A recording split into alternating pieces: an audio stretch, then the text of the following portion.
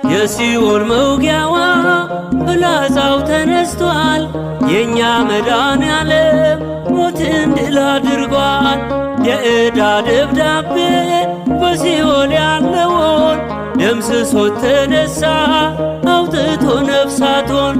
በትንሣኤው ተነስተን ዘመርን የምሕረቱን ዓመታት መቁጠር ጀመርን። በትንሣኤው ተነስተን ዘመርን የምሕረቱን ዓመታት መቁጠር ጀመርን። ትንሣኤከ